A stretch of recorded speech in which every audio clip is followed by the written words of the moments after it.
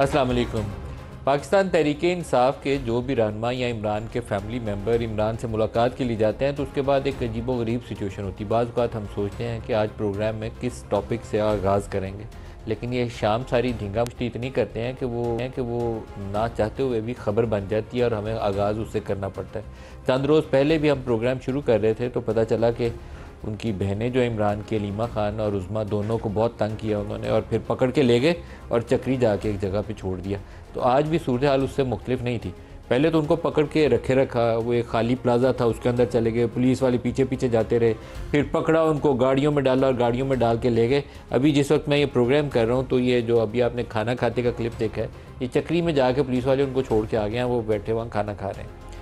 अब ये welcome situation नहीं है, कोई एक तरीक़ाकार है जिसके तहत फैमिली को मिलने की इजाज़त होती है, होनी चाहिए। उसकी बहनें, सगी बहनें, उसको मिलने दें। पार्टी के लोग जिनको एक लिस्ट बना के 5-7 नाम आप अप्रूव करते हैं, उसको भी जाने दें और उसको भी इमरान से मुलाकात करने दें। तो ये सिचुएशन क्रिएट करके पता नहीं कौन इमरान का भला कर रहा है या अपना भला कर रहा है, भला नहीं किसी का भी हो रहा है, ये सूरत हाल ख़राब कर रहे हैं। प्रोग्राम के आगाज़ में हमारे नुमाइंदे हमारे साथ हैं, यासिर हकीम, उनसे पूछते हैं। यासिर, अस्सलाम वालेकुम। वालेकुम अस्सलाम सर। यासिर, आज क्या सूरत हाल बनी? चंद रोज़ पहले भी ऐसा ही ड्रामा चल रहा था, आज भी उसका एक्शन रिप्ले होता नजर आया।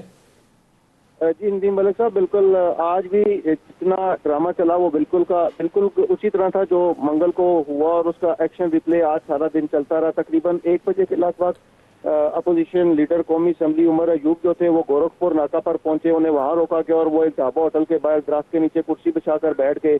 2 बजे के लगभग जो है वो दलताज गुल और बानी पीटीआई की फैमिली और बानी पीटीआई के कजन जो थे वो दागल नागा के करीब पहुंचे, उन्हें वहां पर रोक लिया गया और वो करीब एक शेर तमीर प्लाजा में बैठ गए और तकरीबन 2:15 बजे के लगभग opposition leader Punjab assembly Malik Ahmad Khan Bachhar और सुन्नी इत्तेहाद कौंसिल के सरबराह हामिद रजा पहुंचे, उन्हें भी रोका गया।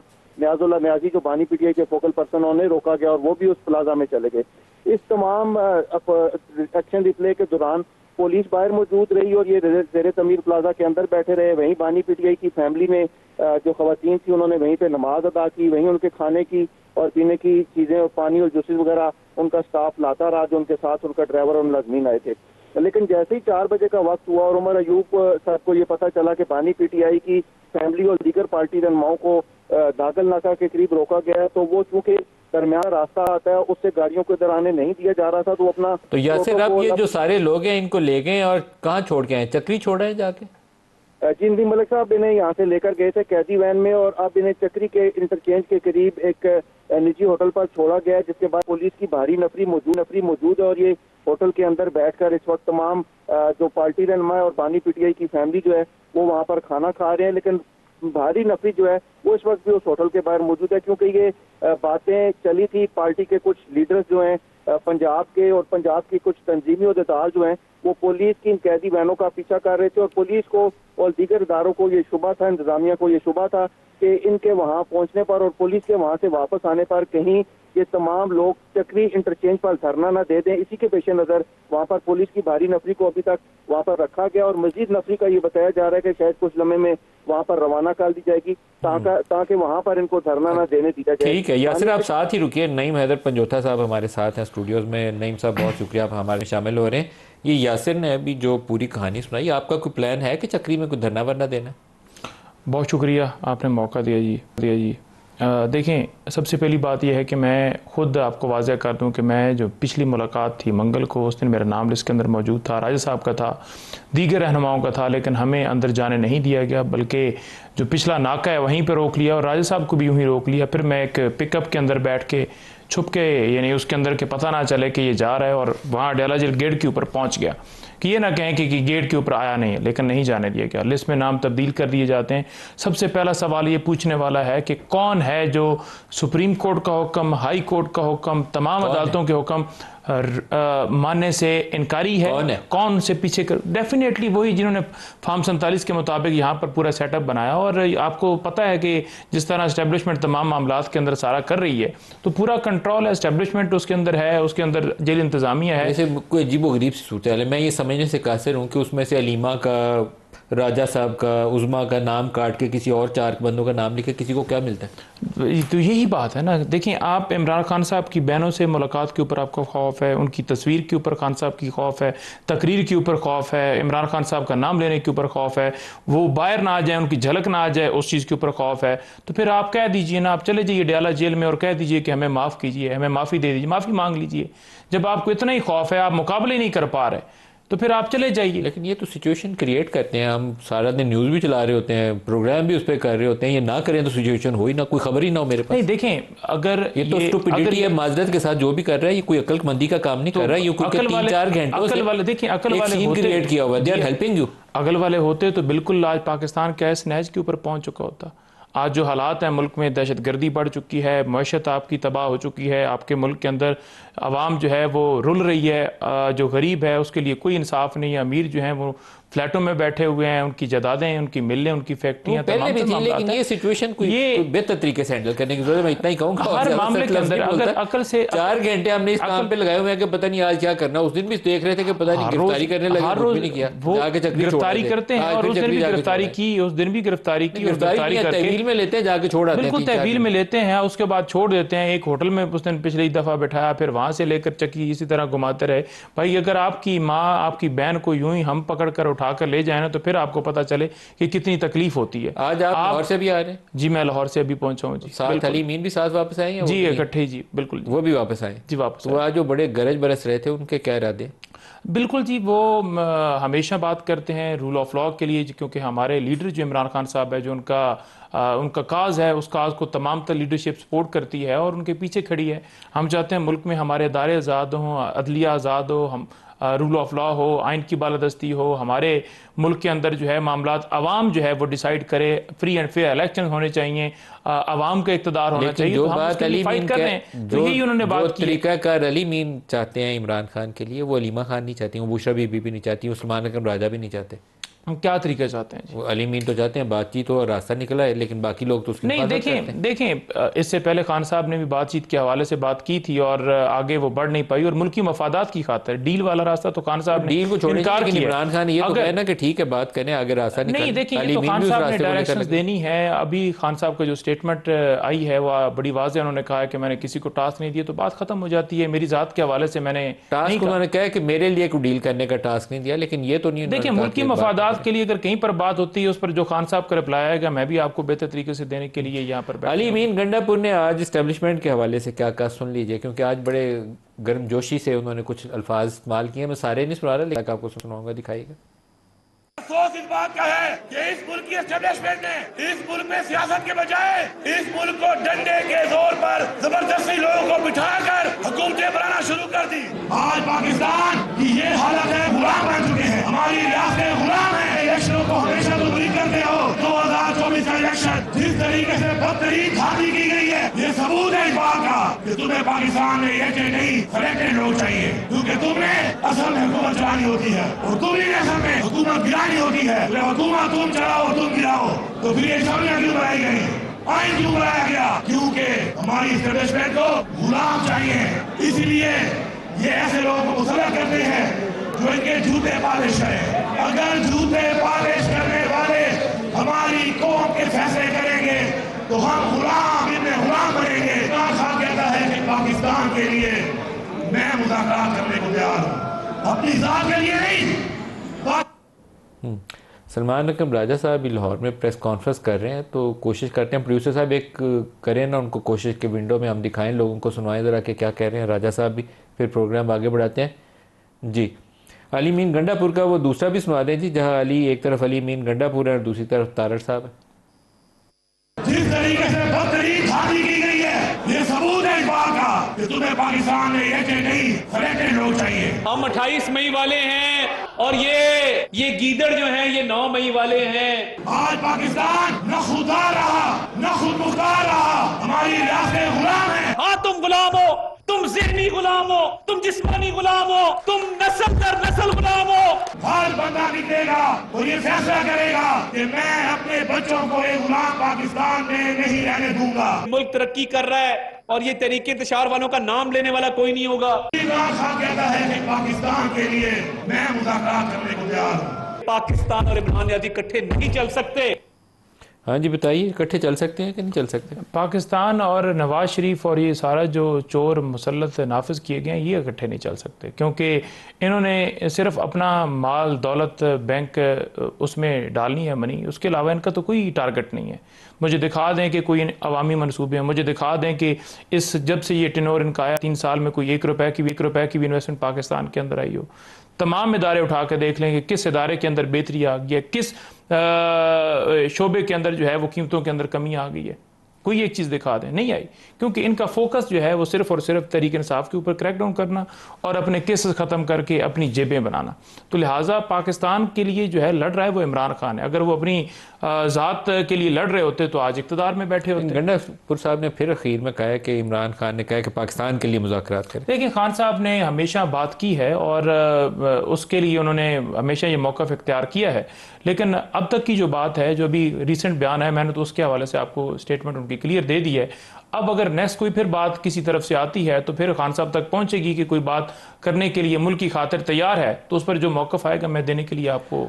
अली मीन से हमने पिछले कोई महीने 2 महीनों में 2 इंटरव्यूज़ किए और उन दोनों इंटरव्यूज़ में उन्होंने बातचीत वाली ऑप्शन को रूल आउट नहीं किया, बल्कि उन्होंने कहा कि 99% तो 99% बातचीत तय हो गई थी, कहीं 1% पे आके अटक। देखिए, मुल्क की खातिर अगर बातचीत कहीं तय हुई है तो वो सामने आ जाएगी, अगर तय होगी तो अटक जाती है दरमियान में, क्योंकि पार्टी के अंदर भी काफ़ी मुखालफत मौजूद है। अली मीन के लिए मुखालफत मौजूद है। देखिए, जब खान साहब ने एक उस वक्त कहा था कि हम मुल्क की खातिर जो है इन बातों के ऊपर जो है बात करने के लिए तैयार हैं, रूल ऑफ लॉ हो, इलेक्शन फेयर हो, पीका लॉ वापस हो, 26वीं तरमीम वापस हो, जो तमाम तरह इलेक्शन फ्री एंड फेयर हो, तमाम तरह जो चीज़ें। अगर आपकी पार्टी के अंदर इन फाइटिंग ना होती तो आपकी कॉज ज़्यादा बेहतर सर ना होती। आपकी पार्टी में बहुत इन फाइटिंग है। अली मीन को 10 लोग उसकी मुखालफत कर रहे हैं, शेर अफजल मरवत की 10 लोग मुखालफत कर रहे हैं, अभी गौर खान मिल के आए हैं, अली जफ़र मिल के आए हैं, तो उसके ऊपर राजा साहब उसकी मुखालफत कर रहे हैं। तो कोई एक बंदा भी दूसरे से वो तो लिस्ट जो है उसको वायलेट किया गया था, उस बुनियाद के ऊपर उन्होंने बयान दिया। अदरवाइज पूरी पार्टी तो कोई नहीं इस तरह का कोई कर रही।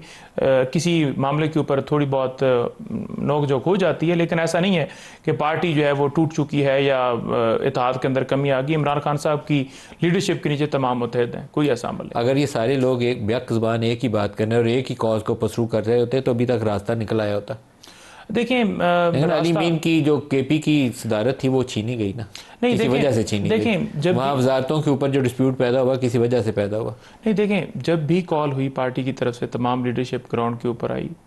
इसी तरह से जब एहतजाज की कॉल आई, पंजाब से तो बंदे पंजाब से भी हालत तक हम खुद, मैं खुद आया, मैं खड़ा रहा, शौकत बसरा साहब आए और 50 लोग हैं, तो हर 50 हो जाएंगे। नहीं, देखिए, गिरफ्तारियां भी ली हैं, लोग अभी भी जेलों में हैं, हमारे कारकुन हैं, हमारी लीडरशिप भी जेलों में पड़ी है, बड़े लोगों से प्रेस स्टॉक्स करवाई गई। तो पाकिस्तान के अंदर कानून नहीं है।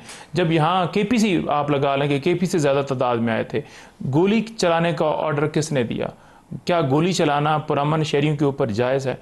क्या गोली चला के फिर वहाँ जो लाशें जिस तरह से सारा वो किया गया और फिर लाशें भी नहीं दी गई और फिर उनकी FIRs भी दर्ज नहीं की, क्या उनसे कोई पूछेगा?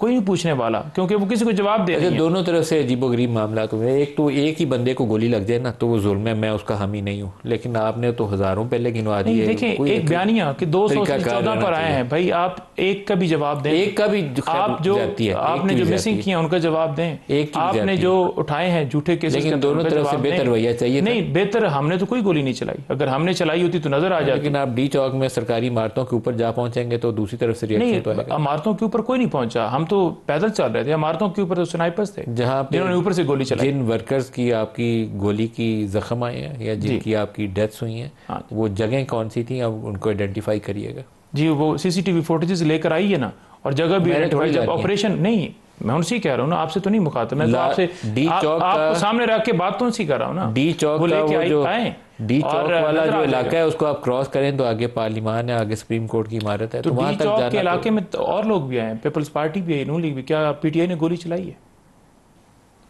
हालात अच्छे नहीं थे। देखिए, हालात जिस तरह भी थे, लेकिन हमने तो ऐसा नहीं किया ना। अभी भी हम कह रहे हैं कि CCTV फुटेजेस दे दीजिए, अभी भी हम कह रहे हैं कि जो हमने एप्लीकेशन दी है सेफ सिटी के अंदर, क्या वो हमें CCTV फुटेज मिल गई हैं? नहीं। 9 मई वाली आपने दी, खान साहब के घर जमान पार्क ऑपरेशन हुआ, उसके बाद 18 मार्च जुडिशल कम्प्लेक्स जो हमला किया गया, क्या उसकी सीसीटीवी फुटेज दी गई है? अब इसका एंड क्या है? ऐसे ही चलता रहेगा, मैच चलता रहेगा या कोई रास्ता भी निकलेगा? देखें, जब आप मुल्क बचाने के लिए निकले हों तो फिर उसके अंदर आपकी जान भी जाए, आपकी गिरफ्तारियां भी हों, कह रहे तो हैं जा रहे हैं, वो तो कह रहे हैं आप इंतशारी टोल हैं, आपसे मुल्क बचाना है। नहीं, अगर दूसरे बचा रहे होते ना तो 8 फरवरी को अवाम उन्हें मुंतखब कर लेती। अगर हम बचाने के लिए लोग समझते हैं कि हम बचा सकते हैं तो फिर अवाम ने 8 फरवरी को तो इमरान खान को वोट दिया। नहीं, हैदर पंजोता साहब, आपका बहुत शुक्रिया, आपने हमारे साथ प्रोग्राम में शमूलियत इख्तियार की। एक ब्रेक ले लें, ब्रेक से वापसी पे और इश्यूज़ पे बात करेंगे, हमारे साथ रहिएगा।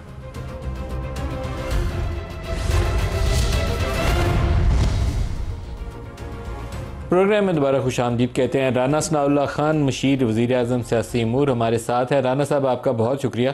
राना साहब, ये हर दूसरे तीसरे रोज़ ये अडियाला के बाहर एक अजीबो गरीब ढींगा मुश्ती चल रही होती है। जिनको मिलना है उनको मिलने दें इमरान खान से, एटलीस्ट उसकी बहनों का तो हक है, उनको जाने दें। तो ये मामला क्यों ऐसे बिगड़ जाते हैं? सीधे तरीके से मिला जा सकता है या नहीं मिला जा सकता?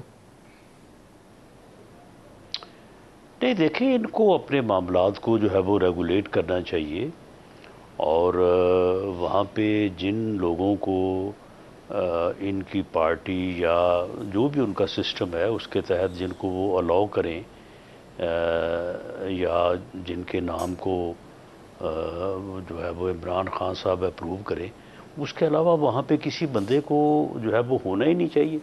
और अगर हो भी तो वो कहे कि जी नहीं, मेरी जब तक जो मेरा सिस्टम है पार्टी का, जब तक वो मुझे अलाउ नहीं करेगा मैं नहीं जाऊंगा।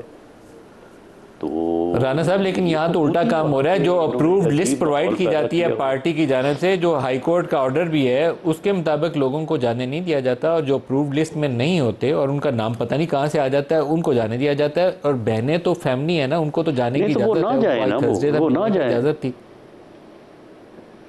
नहीं मलिक साहब, वो ना जाए, वो क्यों जाते हैं मिलने के लिए? खान साहब उनसे इजाजत होनी चाहिए थी, जिनका नाम है उनको तो जाने दें। वो भैया, अब देखें, मामला ये है कि ये वहाँ पे अब इस कज़िए को कौन जाके सुपरिटेंडेंट से तफ्तीश करे, कौन इंक्वायरी करे, कौन जाके वहाँ पे बैठे और बैठ के वो पता करे कि जी किसका नाम था, किसका आया, किसका गया। मामला बड़ा सीधा है कि उनके पार्टी के बड़े मोतबर हैं, उनके सेक्रेटरी जनरल राजा सलमान अकरम साहब, वो जिन बंदों को कहें वो जाएं वहाँ पे। बाकी 10 बंदे भी खड़े तो वो कहें कि जी हम नहीं जा सकते जब तक हमें जो है वो अलाउ ना किया जाए। तो क्यों जाते हैं वहाँ पे लोग? सर, तो अलीमा खान और उनकी दूसरी बहन जो है वो इस दफा भी उनको पड़ता है काफी खराब किया गया। इनको क्यों मिलाया? 4-6 घंटे वो बैठी रही बाहर सड़कों के ऊपर ही, पुलिस वाले खिंचातानी करते रहे, गाड़ी में डाल के पिछली दफा भी ले गए थे और चक्री जाके रात को उतार दिया। आज फिर गाड़ी में डाल के ले गए। पहले वो एक प्लाजा में ज़मीन पे बैठी रही हैं, फुटेज नज़र आ रही है आपको स्क्रीन पे भी, और फिर अभी चक्री जाके उनको उतार दिया। पुलिस वैन में पकड़ के ले गए थे, अभी चक्री जाके बहनों को उतार दिया। तो बहनें तो उसकी बहनें हैं ना, उनको तो जाने दें। तो देखें फिर इसके 2 पहलू हैं। एक पहलू तो वो है जो आप फरमा रहे हैं कि जी इस तरह से कर दिया, जिनको इजाज़त नहीं थी उनको मिला दिया, जिनको इजाज़त थी उनको मिलाया नहीं और गाड़ी में डाल दिया, उधर जाके छोड़ दिया। और दूसरा नुक्ता नज़र है कि जी ये मीडिया हाइप क्रिएट करने के लिए और मीडिया में ख़बर बनने और बनाने के लिए ये सारा खेल हो रहा है। हम तो इसमें जो है वो बेबस हैं। अब आप बताएं कि कौन इस बात के ऊपर वैसे तहकीक करने के बाद किसी हतमी नतीजे से आपको आपकी जमात के साथ किया जाता था इमरान खान के दौरे हुकूमत में, वो काबिल मज़म्मत हरकतें थी। और लेकिन ये भी काबिल मज़म्मत हरकत है, ये दुरुस्त नहीं है। मैं एटलीस्ट ख़वातीन के साथ जो कुछ होता है ना, उसकी बहनों के साथ इस तरह धींगा मुश्ती, वो मुझे बिल्कुल काबिल कबूल नहीं है। ये किसी को भी नहीं काबिल कबूल होनी चाहिए, आपको भी नहीं होनी चाहिए। जी बिल्कुल, किसी को भी काबिल कबूल नहीं है और नहीं होनी चाहिए। वो बहरहाल जो भी है वो इमरान खान साहब की बहनें हैं, बल्कि बावफा बहनें हैं। तो वो बाइसे इज़्ज़त, बाइसे जो है वो तकरीम होनी चाहिए। ख़ातून का वैसे भी हमारे माशरे में एक मकाम है। लेकिन वहाँ पे मामला ये है कि इस किस्म की ये सूरत हाल चलें, दूसरी तरफ की बात छोड़ें। मैं तो इनसे सवाल करता हूँ कि ये क्यों सूरत हाल ये पैदा करते हैं? ये वहाँ पे जिन 6 लोगों की मुलाकात बकौल इनके अगर जेल वालों ने ज़बरदस्ती करवाई, उन्होंने क्यों की है मुलाकात? वो है तो इनकी पार्टी के लोग ना। वो कहते कि जी हम नहीं जाएंगे। ये या तो फिर ये होता ना कि मुलाकात ही ना होती और उनसे पूछा जाता कि जी मुलाकात आपने क्यों नहीं करवाई। बाकी सियासी लीडरों के ऊपर तो बहस की जा सकती है, लेकिन अलीमा खान, उज़मा, इनके ऊपर बहस नहीं की जा सकती। और शायद आपकी जमात के लिए भी अच्छा यही होगा कि जो भी ये खेल खेल रहा है आप उसको समझाएं कि भाई थोड़ा खुदा का खौफ खाओ, इसमें फ़ायदा हमारा भी नहीं है, आपका भी नहीं है। उनको मिलने दो, तरीके से जाएं। वो अंदर वो बूढ़ी ख़वातीन है, वो कितनी को मार खाएंगी। 4-6 घंटे सड़कों पर बैठ के फिर पुलिस वैन में डाल के आप ले जाते हैं, तो दुरुस्त नहीं है। एक हफ्ते में दूसरी दफ़ा हो जाना काफ़ी नामुनासिब है। ये आपकी बात दुरुस्त है, लेकिन जो मैंने अर्ज़ किया है उसमें इनको भी जो है वो तआवन करना चाहिए। चले, अल्लाह पाक कोई बेहतरी का रास्ता निकाले पाकिस्तान के लिए भी और हम सब लोगों के लिए, क्योंकि आम तौर पर एक दौर में एक गलत मिसाल बनती है, अगले दौर में वो दोहराई जाती है। तो यहाँ से ले जाके चक्री जाके छोड़ देते हैं, 4-6 घंटे उनको धक्कम पेल होती है, काफ़ी ज़्यादती होती है। तो ये दुरुस्त नहीं है। जो भी कर रहा है, मैं तो उसी को कहूँगा, राना सनाउल्लाह नहीं कर रहे भारत, जो भी ये कर रहा है उसको कहूँगा कि इससे बेहतर रास्ता अपनाएं। ये अच्छा नहीं है, इसमें किसी की भी इज़्ज़त नहीं है। इज़्ज़त वाला रास्ता अपनाएं ताकि आपकी भी इज़्ज़त हो। राना साहब, ये सियासी मामला किसी तस्वीर की तरफ मुझे लगता नहीं है जल्दी से जाने वाला है। कभी सुनते हैं कि कोई इस्टेब्लिशमेंट से बातचीत की कोशिश हो रही है, लेकिन इस तरह की हरकतें देख के मुझे लगता है कि कोई कोशिश नहीं हो रही। देखिए, मैं तो इससे पहले भी मुतअद्दिद बार ये कह चुका हूँ कि ये पॉलिटिकल इशू है, सियासी जमातों का आपस में मामला है। ये पॉलिटिशियंस को आपस में बैठना चाहिए, सियासी जमातों को जो है वो आपस में बैठ के इन इश्यूज़ के ऊपर बात करनी चाहिए। और अगर सियासी जमातें जो हैं वो इन इश्यूज़ को रिज़ॉल्व करती हैं तो कोई भी उन्हें नहीं रोकेगा, कोई भी उन्हें जो है वो रोक नहीं सकेगा।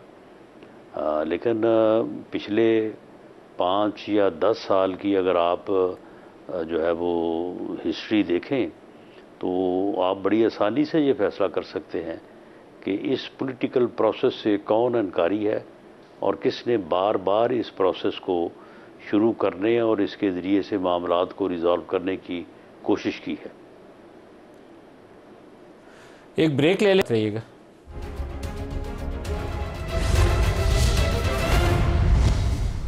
प्रोग्राम में दोबारा खुशामदीद कहते हैं। पाकिस्तान को आज अगर पूछें कि सबसे बड़ा चैलेंज कौन सा है, इकॉनमी में थोड़ा सा ठहराव आ रहा है, वो जो गिर रही थी नीचे गिरने से रुकी है। जो अभी भी लेटेस्ट नंबर्स हैं करंट अकाउंट डेफिसिट के हवाले से, तो 1.2 billion current account balance surplus में है मार्च के महीने में। तो ये पॉजिटिव तो नहीं होता डेवलपिंग कंट्रीज़ में, लेकिन बहरहाल पाकिस्तान में क्योंकि रिमिटेंसेस बहुत आई हैं मार्च के महीने में, इंपोर्ट्स को हम कंट्रोल कर रहे हैं, तो हमारा वो सरप्लस में चला गया। वैसे बरामदात के सर पे जाए सरप्लस तो वो पॉजिटिव है। बरामदात हमारी माशाल्लाह $30 बिलियन पे फंसी हुई हैं कई सालों से और अभी भी इजाफा नहीं है। लेकिन रियल चैलेंज क्या है?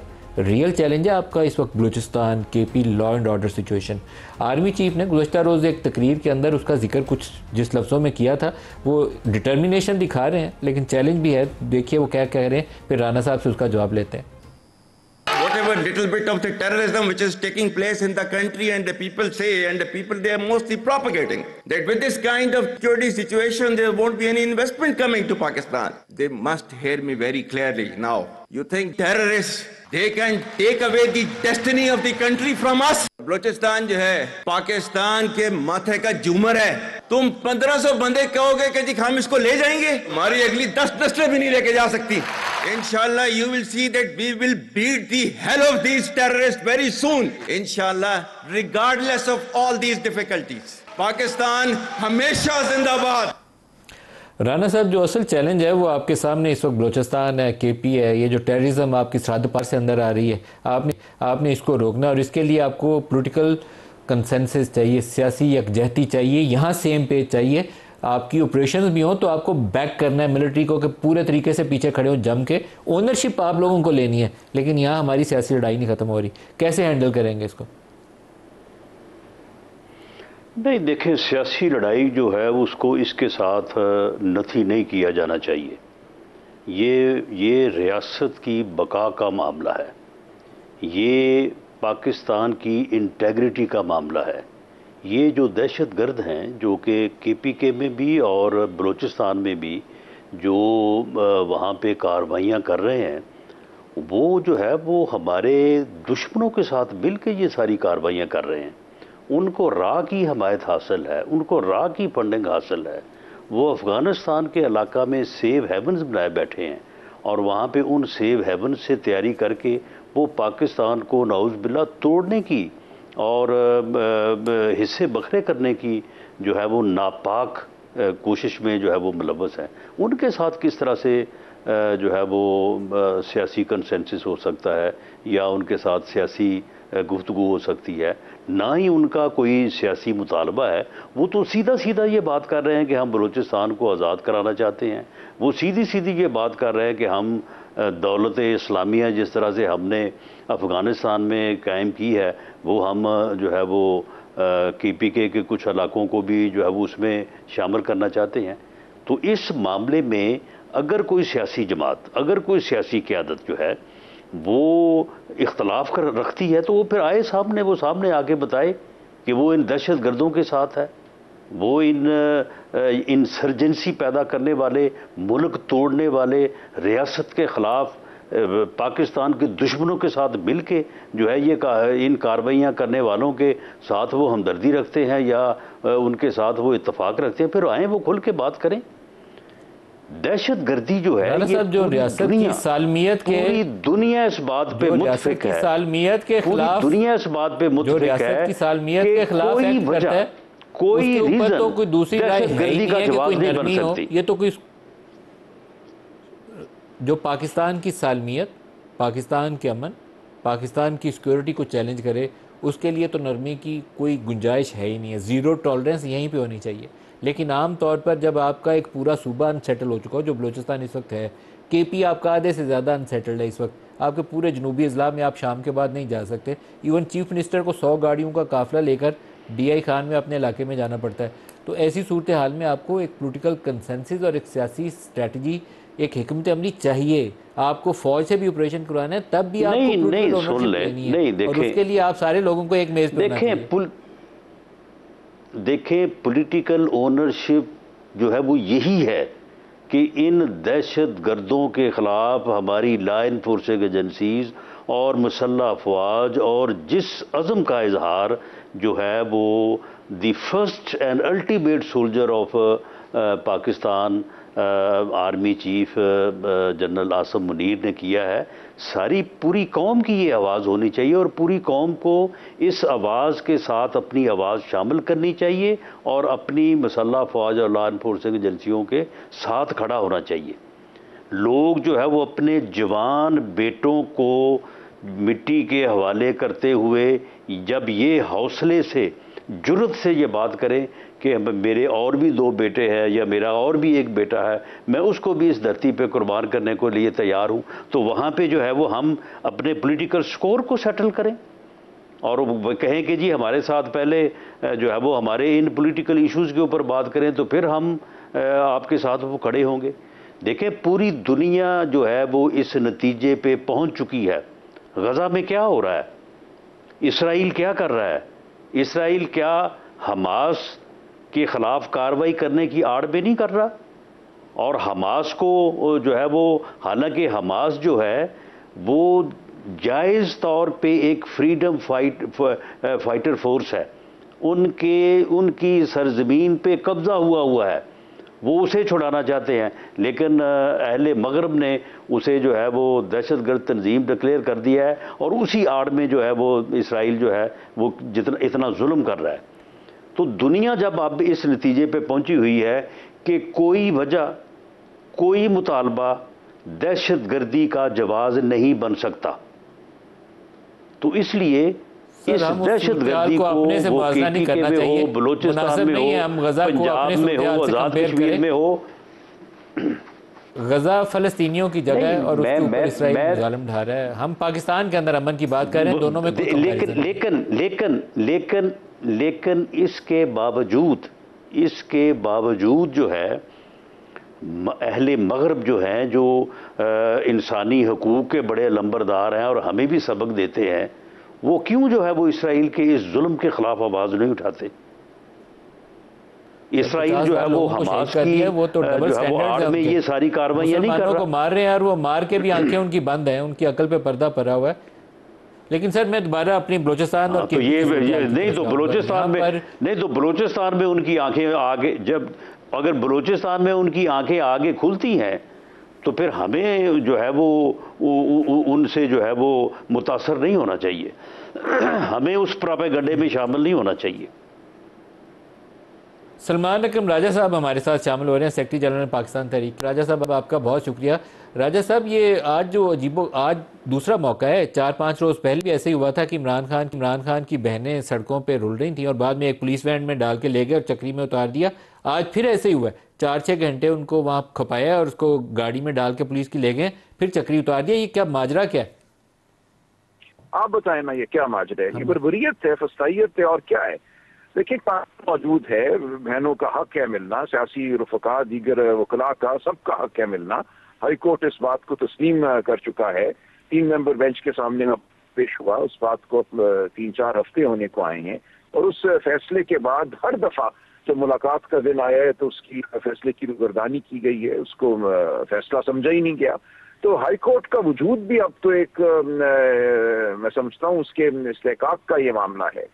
तो ये जो हो रहा है, पाकिस्तान की अवाम को ये बताया जा रहा है कि इस मुल्क में अब ना कानून है, ना अदलिया है, ना कोई तकद्दुस है किसी भी बात का।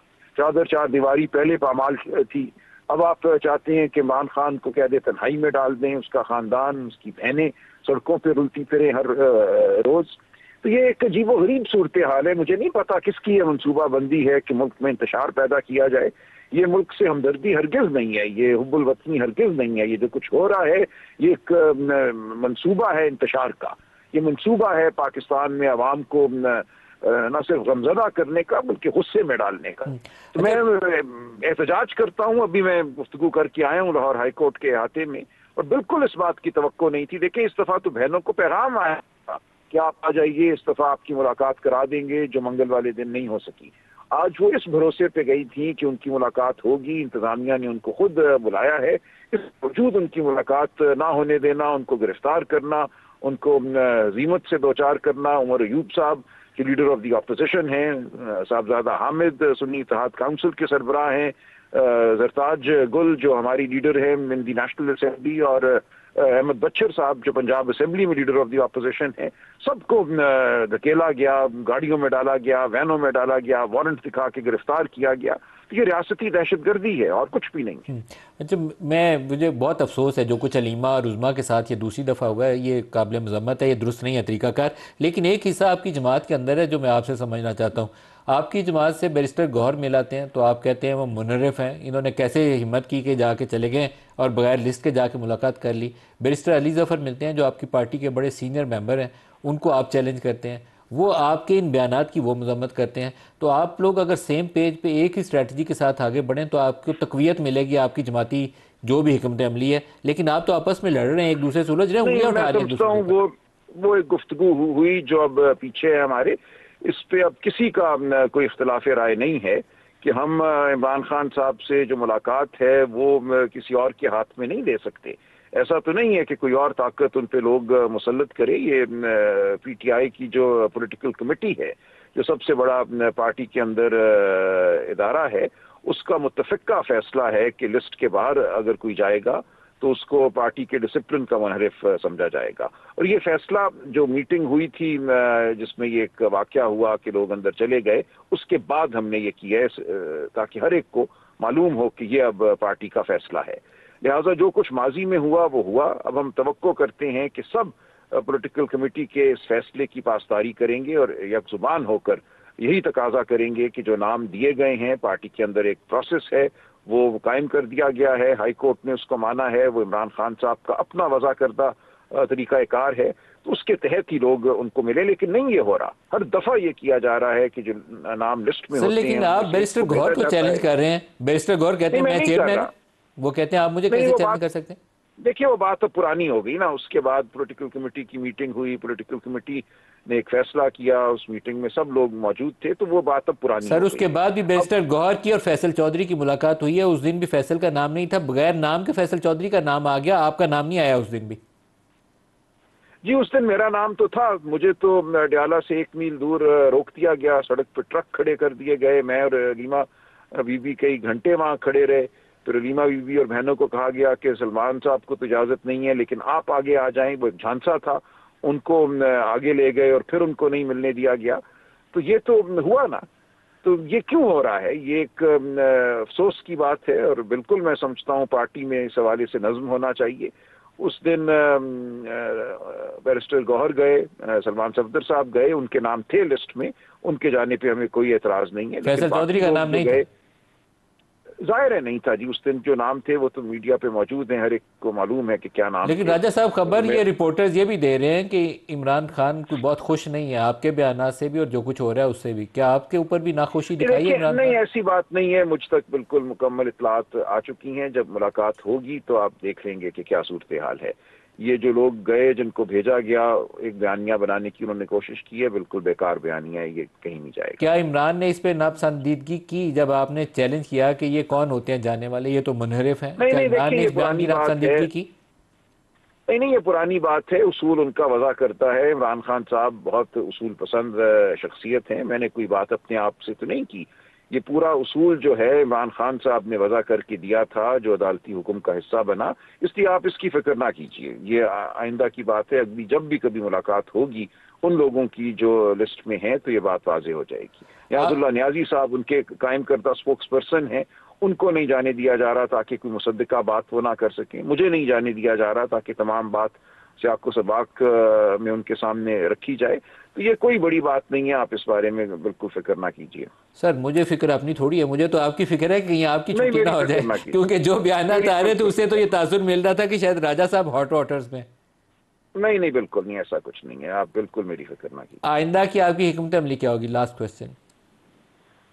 देखिए, अभी हम लाहौर हाई कोर्ट में एक प्रेस कॉन्फ्रेंस करके आए हैं, वकला लीडरान मेरे साथ थे।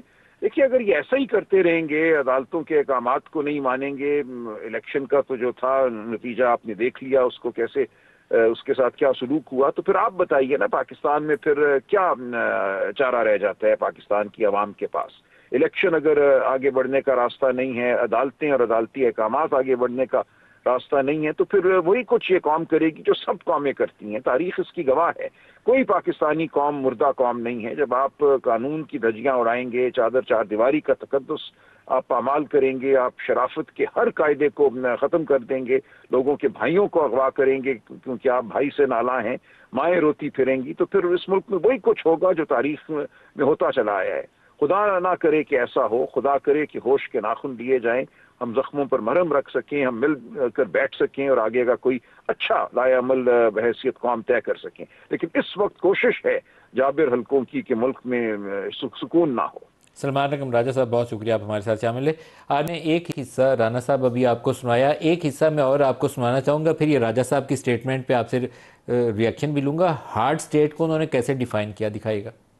Pakistan needs to be a hard state, a country whose all institutions, whose all departments, organizations, divisions, allied departments, they are working as per the law, they are fully operational, and everything is being done as per the constitution, is a hard state.